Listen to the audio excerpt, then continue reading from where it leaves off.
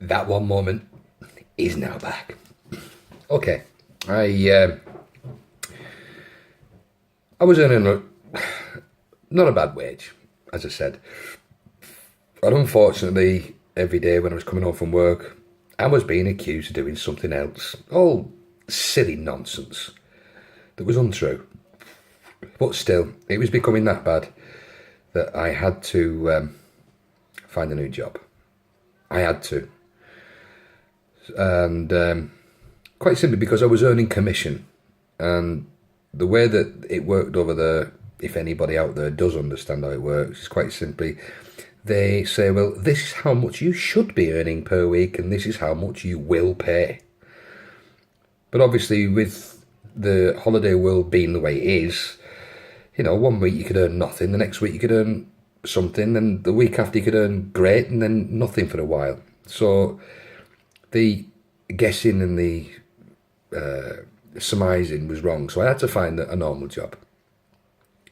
Now, what I haven't said to you since the beginning of this is the fact that I am completely fluent in Spanish.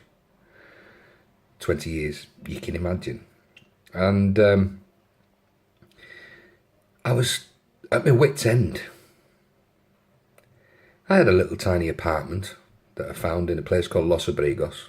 If any of you know it, when you land on the airport runway, you look out the window in Tenerife, south. There's a big rock that goes into the sea. That's El Medano.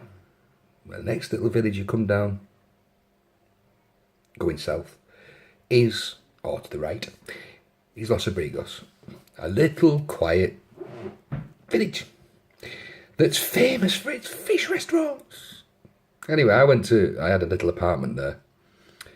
And the only way to describe this apartment was downstairs. It was a building with 2 apartments in it, and downstairs was a garage at the time.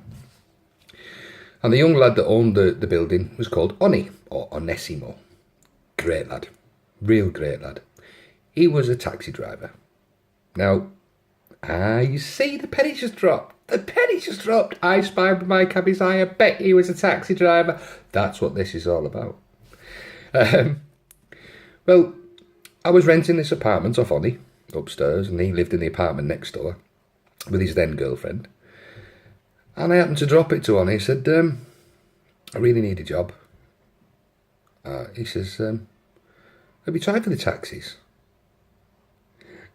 The reason why I'm smiling is the fact that nobody English drives taxis in Tenerife. It's purely for the Canarian people. Purely. Anyway, I went for it. And I couldn't believe that I actually got offered a trial as the first English taxi driver in the south of Tenerife. That was working for San Miguel. Now, it's now become apparent to you what this story really is about. It's been a build-up. Of course, I was there a long time. But this story, hopefully, will have you hanging on the end of your seat. Not with sadness, but a great laugh. I'll be back in a moment with Chapter 3. Chapter 3, the beginning of Eyespy.